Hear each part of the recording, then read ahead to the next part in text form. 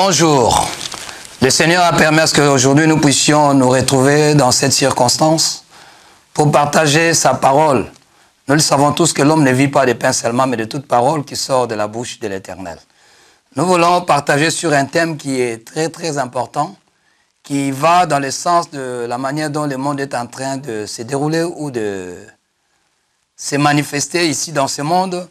Nous allons partager sur un thème qui s'intitule « Ne pas tomber dans le sommeil ». Et il y a un verset qui nous intéresse dans la Bible. Je vais essayer de lire un verset dans le livre d'Ésaïe. C'est un livre qui est prophétique. Ésaïe chapitre 60, le verset 1. La Bible nous dit ceci. On peut aller même jusqu'au verset 3. La Bible nous dit « Lève-toi, sois éclairé, car ta lumière arrive. Et la gloire de l'Éternel s'élève sur toi. » Ici, le verbe « s'élever » est synonyme de se réveiller. Et nous avons un texte qui est très capital dans la Bible, de notre Seigneur Jésus-Christ, dans le livre de Matthieu au chapitre 26. Jésus-Christ a senti sa mort s'approcher. Et quand il a senti sa mort s'approcher, il devait faire quelque chose de très capital. Et c'était quoi? C'était de se préparer pour qu'il puisse bien affronter la mort. Mais la Bible nous dit, dans le livre de Matthieu 26, Jésus-Christ a senti l'angoisse et la tristesse s'accaparer de lui. Mais il s'est dit, il faut que je me prépare. Qu'est-ce qu'il a fait? Il a choisi les 3 disciples qui étaient considérés comme des colonnes. Il leur demanda d'aller prier avec lui. En allant prier avec lui, pour ne pas rentrer dans tout le détail, les disciples n'avaient pas du tout réalisé l'heure à laquelle ils se trouvaient avec leur maître qui est Jésus. Et ils n'ont pas du tout considéré ce temps-là qui était capital. Ils étaient pris par le sommeil. Et le Seigneur a prié au moins à 3 reprises. Il s'est écarté pour prier à 3 reprises avec eux. Mais eux, ils n'arrivaient pas du tout à prier. Lui, il s'est mis à l'écart pour prier. Et en priant, il est revenu vers eux. Il dit, vous n'avez pas pu prier avec moi pendant 1 heure. Est-ce que vous réalisez l'heure à laquelle nous sommes? L'heure est mauvaise, bien-aimés frères et sœurs. Nous devons nous réveiller du sommeil. Et ce qui peut nous permettre de réveiller de ce sommeil, c'est la prière. Et ce n'est pas n'importe quelle prière, mais une prière qui est faite conformément aux saintes écritures. Jésus a dit, veillez et priez, afin de ne point tomber en tentation. La chair est faible, mais l'esprit est bien disposé. Ça, c'est un verset que nous devons retenir. Dans le livre de Matthieu, chapitre 26, le verset 41. Jésus tient à tirer la sonnette d'alarme. Il dit, veillez et priez. Avant de prier, il faut d'abord veiller. Veiller, c'est se tenir éveillé. De ne pas se laisser prendre par le sommeil. Et ils avaient les yeux apaisantis par le sommeil. Ils étaient endormis par le sommeil. Bien aimé, c'est le temps qui court. Nous voyons que ce temps qui court nous amène au sommeil. Mais c'est à nous de veiller. C'est faire un effort. Ne pas se laisser prendre par le sommeil. Et quand je parle du sommeil, je fais allusion à ce sommeil physique et le sommeil spirituel. Et toi et moi, nous devons être éveillés. Et si nous sommes éveillés, nous devons aussi vaquer maintenant à la prière. La Bible nous dit ceci, bien-aimés. Dans le livre de 1 Pierre, chapitre 4, le verset 7, c'est un verset aussi à retenir. La Bible dit que la fin de toute chose est proche. Soyez vigilants et sobres, afin de vaquer à la prière. Tu ne peux pas vaquer à la prière si tu n'es pas vigilant et tu n'es pas sobre. Et Jésus-Christ avait compris que c'était un temps important parce que la destinée de l'humanité était normalement liée à ce qu'il devait faire ces jours-là dans le jardin de Gethsémane. Et c'était un moment très difficile. C'est lui seul qui avait compris qu'il devait se préparer à affronter la mort pour sauver l'humanité. Et il s'est préparé en prière. Il a associé les 3 disciples, mais ils n'avaient pas du tout compris. Mais c'était une manière pour leur faire comprendre qu'à chaque fois que vous serez devant une réalité atroce, vous ne devez pas du tout vous plaindre, mais il faut vous préparer en prière. La prière occupe une place très importante dans la vie d'un enfant de Dieu. La Bible nous dit dans le livre de 1 Timothée, que nous connaissons tous, 1 Timothée chapitre 5, le verset 4, Là-bas, la Bible nous dit ceci, que tout est sanctifié par la parole et par la prière. Quand nous parlons de veiller et de prier, d'abord, ce qui te permet de veiller, c'est la parole. Et cette parole t'amène maintenant à prier pour affronter des moments difficiles. Ce n'est pas parce que tu as accepté le Seigneur Jésus-Christ qu'il n'y aura pas de moments difficiles dans ta vie. Non, frère. Je te fais comprendre, mon frère. Quelle que soit ta dimension avec Dieu, sache que les moments difficiles viendront. Mais quand ces moments difficiles viendront, qu'est-ce que toi tu dois faire? Ce qu'il faut faire, c'est d'aller prier. Jésus-Christ nous a donné le modèle. Mais souvent, ce qui nous détruit, c'est la chair. Il a dit, veillez et priez, afin de ne point tomber dans la tentation ou en tentation. Pourquoi? Parce que la chair est faible, mais l'esprit est bien disposé. Notre chair nous éloigne de Dieu. Notre bien-aimé Paul, il a dit aussi longtemps que nous sommes dans cette tente, nous sommes loin de Dieu. Nous ne devons plus céder au désir de la chair, mais nous devons céder au désir de l'esprit. Ici, quand on parle de l'esprit, ce n'est pas l'esprit avec un E majuscule, mais l'esprit avec un E minuscule. Pour nous faire comprendre que toi et moi, nous ne devons pas marcher selon les désirs de la chair. La Bible nous dit, ne marchez pas selon les désirs de la chair. Si vous marchez selon le désir de la chair, vous ne marchez pas selon la chair pour ne pas accomplir ses désirs. Mais nous devons par contre marcher selon l'esprit, afin de ne point accomplir les désirs de la chair. Cette chair, bien-aimée, nous empêche de vaquer à la prière. On a vu l'exemple des disciples. La chair leur a permis de dormir. Au moment où le destin de l'humanité était mis en danger. Mais le Seigneur Jésus-Christ avait compris. Il a dit, quel que soit. D'ailleurs, quand nous remontons dans ces passages, on nous dit, Jésus-Christ a dit, Père, si cela est possible, éloigne de moi cette coupe. Mais après, il s'est ressaisi. Il a dit, ce n'est pas que ma volonté puisse se faire, mais que la tienne s'efface. Nous comprenons, bien-aimés, que toi et moi, nous devons faire la volonté de notre Père. Un chrétien ou un enfant de Dieu n'est pas n'importe qui. C'est celui qui comprend. Mais pour comprendre la volonté de ton Père, qui est Dieu, il faut connaître aussi la parole. Tu ne peux pas prier en dehors de la parole de Dieu. C'est pour cela, ici, nous te mettons en garde. Nous nous mettons tous en garde que l'heure est grave. Nous devons nous mettre en prière. Nous devons veiller et prier. Je répète encore le verset de 1 Pierre 4, 7. Soyez vigilants et sobres, parce que l'heure est grave. La fin de toute chose est proche. Il y a des signes qui ne trompent pas dans ce monde. Tu as les yeux spirituels pour voir, pour comprendre que le temps est grave. Alors toi et moi, nous devons veiller et prier afin de ne pas du tout tomber dans la tentation. La Bible nous fait comprendre, bien aimé, la tentation est synonyme. C'est comme quelqu'un qui est en train de t'harceler. Et c'est le diable qui nous tente. Dieu ne tente personne. Dieu permet que nous soyons éprouvés. Mais le diable nous tente pour nous faire tomber. Mais Dieu nous éprouve pour nous élever. Alors la Bible nous rassure encore dans le livre de 1 Corinthiens chapitre 10, le verset 13, qu'aucune tentation qui nous est survenue ne soit humaine. Et c'est Dieu qui le permet. Ne permettra pas que tu sois tenté au-delà de tes forces. Mais avec la tentation, comme lui c'est un Dieu fidèle, il te donnera toujours les moyens pour que tu puisses arriver à le surmonter.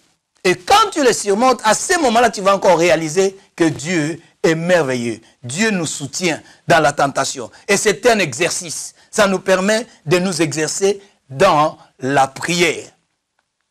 Nous prenons cet exemple des disciples bien-aimés. Ça nous arrive souvent. Et Dieu ne veut pas que nous puissions nous laisser tenter par la chair. Mais ici, on nous dit aucune tentation. Donc, toutes les tentations qui nous arrivent, si tu tombes dans la tentation, c'est parce que tu t'es laissé conduire par ta chair. Or, qu'un enfant de Dieu que tu es, l'enfant de Dieu que je suis, nous ne devons plus nous laisser conduire par la chair. Parce que nous avons un objectif. Nous voulons vaincre la tentation. Mais tu ne peux pas vaincre la tentation si tu marches selon les désirs de la chair. La Bible dit que les désirs de la chair sont manifestes. Dans le livre de Galates, au chapitre 5, nous connaissons les désirs de la chair. Ils sont manifestes. Si je me mets à les citer, la liste est tellement exhaustive. Et toi et moi, en tant qu'enfant de Dieu, si tu vas dans ces livres-là de Galates chapitre 5, c'est là où tu vas te rendre compte qu'effectivement, si les disciples n'ont pas pu veiller avec le Seigneur parce qu'ils étaient charnels. Ils cédaient au désir de la chair.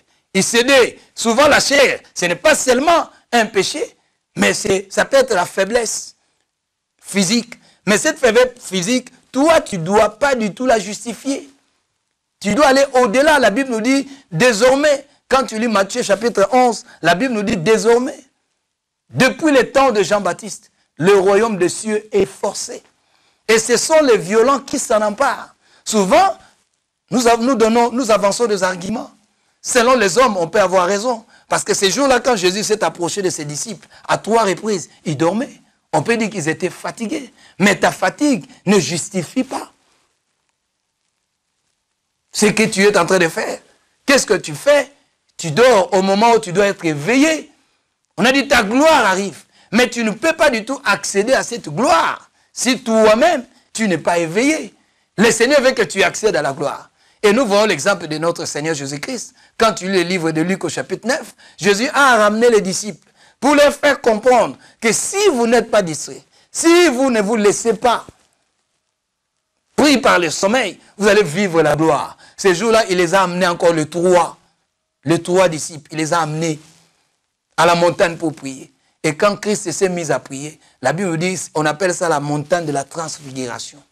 Il s'est transformé. Et ils ont vu la gloire de Dieu. Les disciples se sont permis, entre autres notre bien-aimé Pierre. Il a dit, Seigneur, oh non, on va construire 3 tentes à cet endroit. On n'a pas envie de quitter cet endroit parce qu'on a vu la gloire. Mais qu'est-ce qui a provoqué la gloire? Bien-aimé, c'est la prière.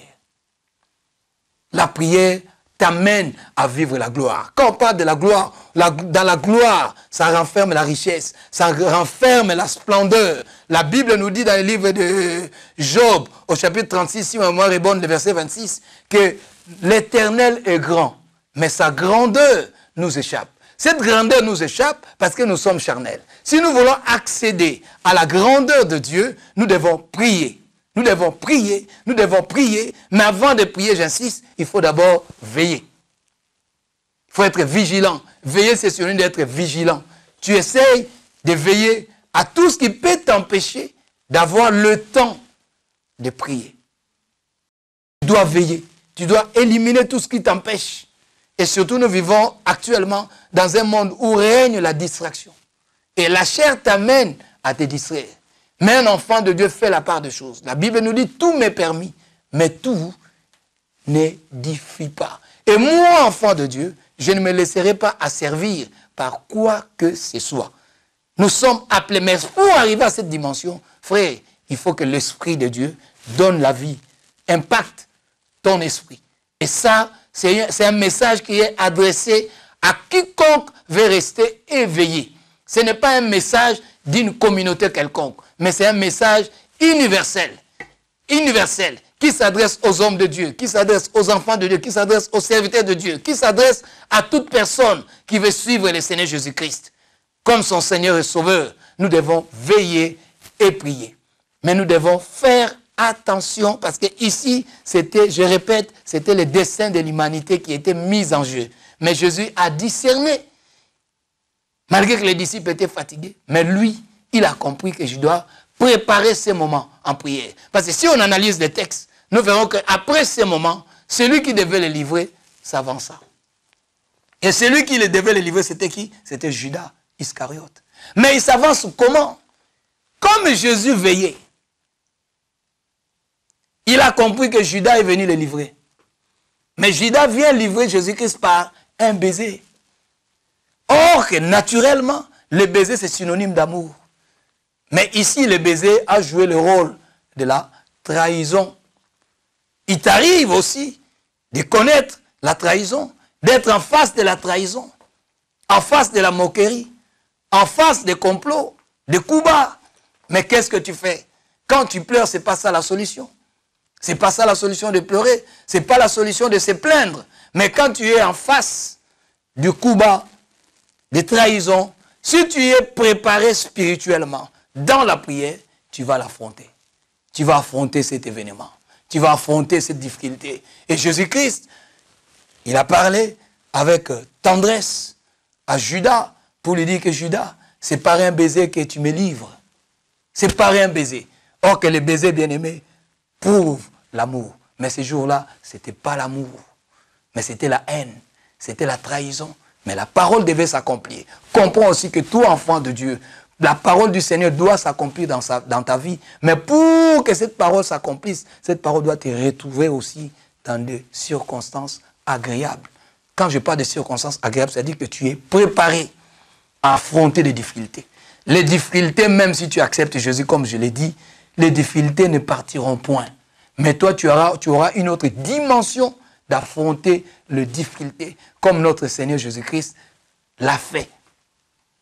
Il ne s'est pas éloigné de la difficulté, mais sa chair, parce qu'il faudrait comprendre, bien-aimé, comme il avait la chair humaine, il a senti la douleur. La Bible dit qu'il était attristé, il était angoissé. Il t'arrive aussi d'avoir des moments d'angoisse, il t'arrive d'avoir des moments de tristesse. Mais dans ces moments-là de tristesse ou d'angoisse, frère, arrête de téléphoner à tout le monde. Parce qu'il y a d'autres personnes à qui tu vas téléphoner, ils ne vont pas du tout comprendre, ou elles ne vont pas du tout réaliser là, le degré de ta douleur. Mais il y a un seul qui peut te comprendre, c'est le Seigneur Jésus-Christ. Parce que lui-même, il est passé par là. Il a compris que pour alors qu'il n'échappe pas à cette réalité, il a affronté à travers la prière. Il a accepté d'aller mourir. Mais ni c'était ça, si c'était confié à sa chair, il n'allait pas accepter la mort. Mais si aujourd'hui, toi et moi, nous sommes sauvés, c'est parce que lui, il a compris que je ne dois pas céder aux caprices de la chair. Il a accepté d'affronter la mort. Si Christ est monté à la croix, parce qu'il était bien préparé. Bien aimé, il n'y a pas de réussite sans préparation. Il n'y a pas de réussite sans préparation. Et nous, les enfants de Dieu, Dieu nous a donné des armes. Une des armes que le Seigneur nous a données, c'est la prière. C'est la prière.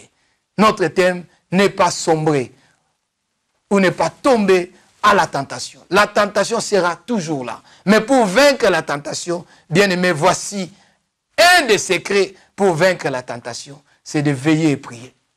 C'est de veiller et prier. Parce que nous sommes tentés tous les jours de notre vie.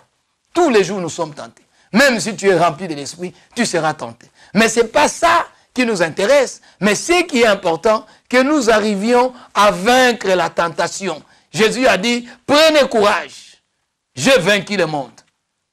Prenez courage. Dans le livre de Jean au chapitre 16, je crois le verset 33, il dit, prenez courage. Tu vois, mon bien-aimé, le sommeil peut te demander d'aller dormir. Au moment où le Seigneur te demande de prier. La faiblesse de la chair peut te demander de te reposer au moment où l'esprit te demande de prier. Et je veux que nous puissions bien saisir cette réalité. Donc, en d'autres termes, le Seigneur nous appelle au discernement. Tu dois discerner, le temps est grave. On n'a plus le temps de se distraire. On n'a plus le temps de dormir. Mais c'est le temps de s'élever. Comme notre premier verset qu'on a lu dans le livre d'Ésaïe 60. Lève-toi. En d'autres termes, réveille-toi. En d'autres termes, prends courage. En d'autres termes, ouvre les yeux pour voir. Le Seigneur a promis la gloire, mais cette gloire ne viendra pas n'importe comment. Cette gloire viendra si toi, tu te lèves, si moi, je me lève, et nous nous engageons à la prière, et nous verrons la gloire, comme les disciples ont vu la gloire, à la montagne de la transfiguration. Vous savez, quand vous goûtez à la gloire, vous n'avez plus envie de quitter cet endroit, comme c'était le cas des disciples. Pierre a dit, non, on va construire 3 tentes en cet endroit, qu'on y demeure. Pourquoi? Parce qu'on a vu la gloire. Tu es appelé à la gloire, mon frère. Tu es appelé à la gloire, ma soeur. Mais voilà, ce qu'il faut faire, c'est de veiller et de prier. Quand nous veillons et nous prions, bien-aimés, nous allons rentrer dans notre destinée, comme a fait notre Seigneur Jésus-Christ. Il voulait louper sa destinée. Celui qui tente, ce n'est pas Dieu. J'ai bien dit, c'est le diable. Il vient nous tenter pour nous écarter de notre destinée. Chacun de nous a une destinée merveilleuse. Le Seigneur nous a destinés à de bonnes choses. Mais le diable, qui est notre adversaire, ne mérite pas que nous puissions entrer dans notre destinée. Et qu'est-ce qu'il fait? Il vient nous tenter. Mais voilà, bien-aimés frères et sœurs, si nous comprenons ce que nous sommes en train de dire, nous sommes appelés à être de vainqueurs. Parce que nous sommes déjà des vainqueurs. Nous ne veillons pas ou nous ne prions pas pour vaincre.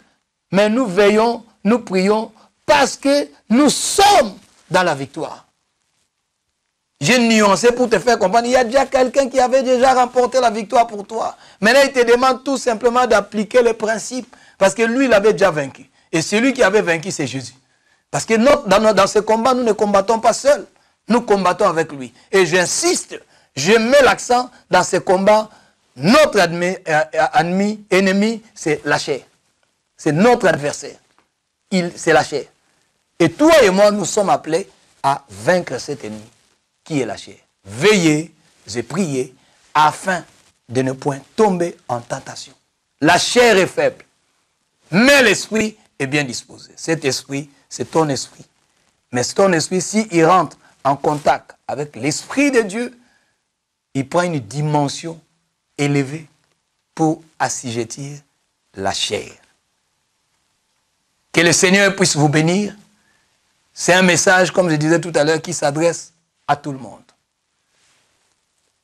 Là où tu es, si ce message te trouve dans ta maison, dans ta voiture, au travail, réfléchis et mets ça en pratique et le Seigneur te bénira.